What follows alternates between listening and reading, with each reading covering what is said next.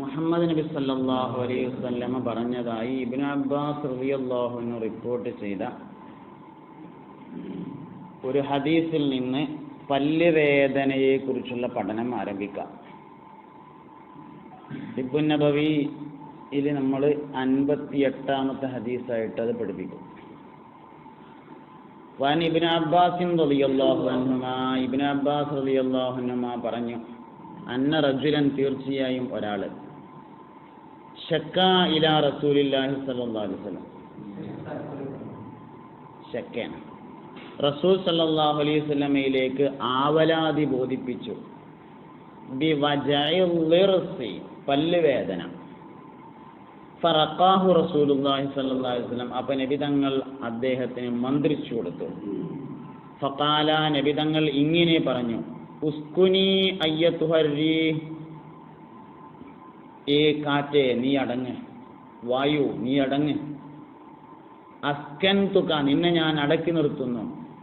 ബില്ലദീ സക്കന ലഹു മാ ഫിസ് സമാവാതി വൽ അർദ്, ആകാശഭൂമികളിലുള്ള എല്ലാം അടങ്ങിക്കൊടുത്ത അള്ളാഹുവിനെ കൊണ്ട് നിന്നെ ഞാൻ അടക്കി നിർത്തുന്നു. വഹുവ സമീഉൽ അലീം, അവൻ കേൾക്കുന്നവനും അറിയുന്നവനുമാണ്.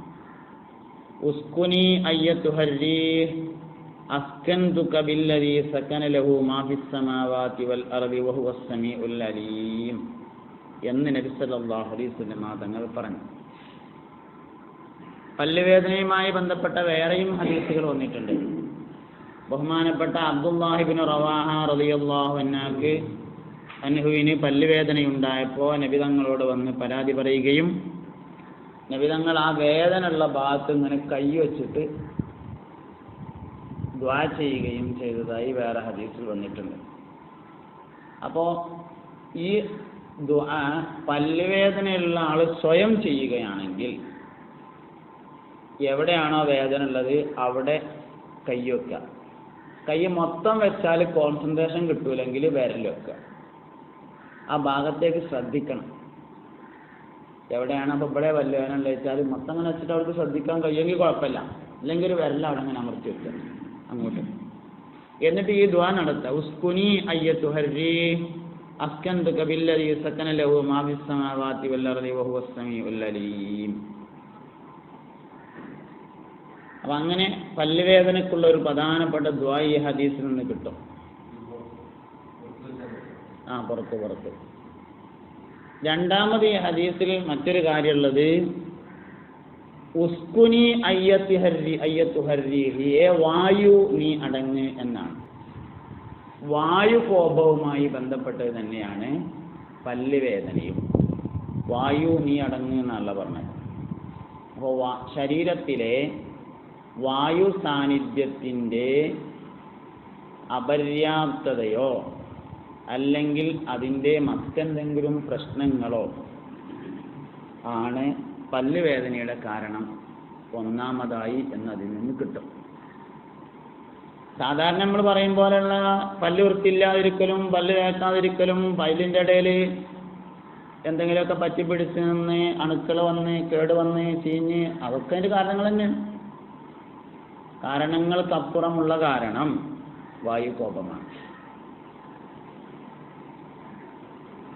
അസ്കൻതുക ബില്ലദീ സകന ലഹു മാ ഫിസ് സമാവാതി വൽ അർദി വഹുവ സമീഉൽ അലീം. അള്ളാഹുവിൻ്റെ സമീഉ അലീം എന്നീ രണ്ട് ഇസ്മുകളുടെ സാന്നിധ്യം കുറയുന്നതാണ് പല്ലുവേദന എന്നതിന് കിട്ടും. അള്ളാഹുവിൻ്റെ സമീഉ അലീം എന്നീ രണ്ട് ഇസ്മുകളുടെ സാന്നിധ്യം കുറയുന്നതാണ് പല്ലുവേദന.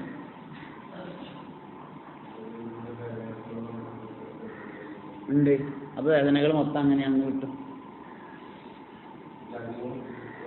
സക്കന ലഹു മാ ഫിസ് സമാവാതി വൽ അർദ്, ആകാശഭൂമികളിലുള്ള എല്ലാം അടങ്ങിക്കൊടുത്ത അള്ളാഹുവിനെ കൊണ്ട് നിന്നോട് ഞാൻ അടങ്ങാൻ പറയുന്നു. അതുകൊണ്ടാണ് കോപം എന്ന് പറയാൻ കാരണം. അടക്കമില്ലായ്മ, അതിൻ്റെ മോട്ട്, അതിൻ്റെ ശമനമില്ലായ്മ, അതിൻ്റെ സമാധാനമില്ലായ്മ, അതാണ്.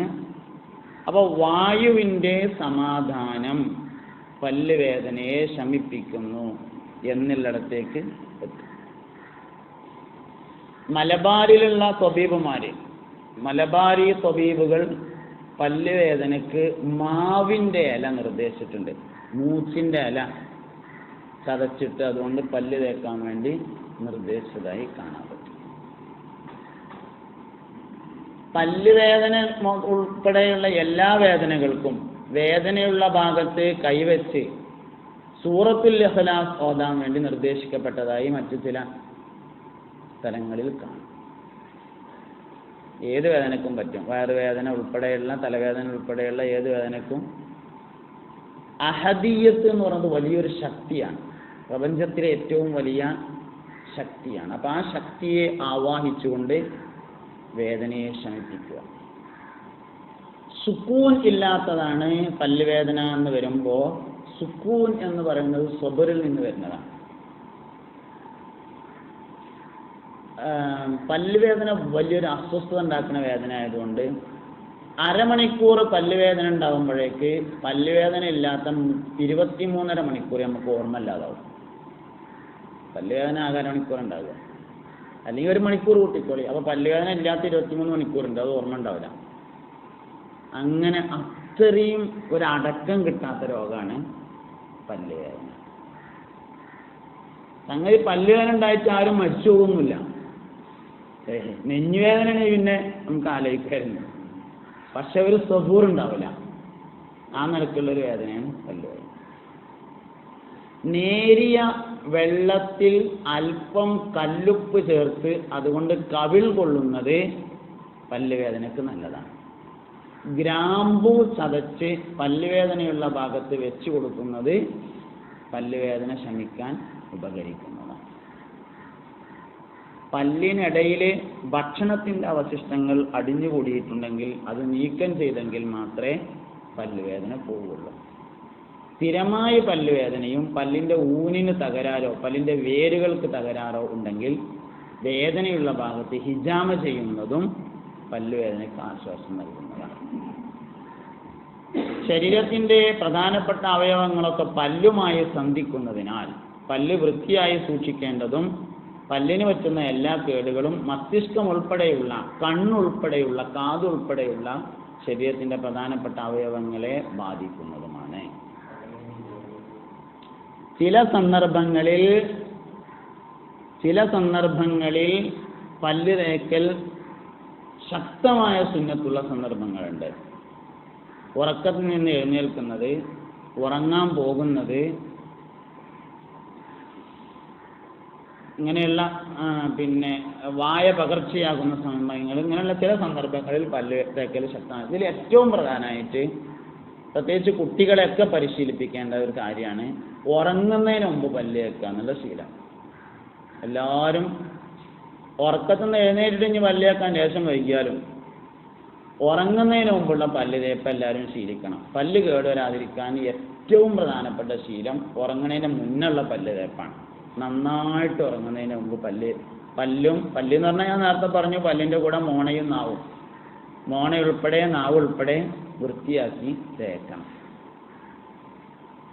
പല്ലുവേദന ഉൾപ്പെടെയുള്ള സ്വബുറ് നഷ്ടപ്പെടുന്ന എല്ലാ രോഗങ്ങളെ തൊട്ടും അള്ളാഹു നമ്മളെ കാത്തുരക്ഷിക്കട്ടെ.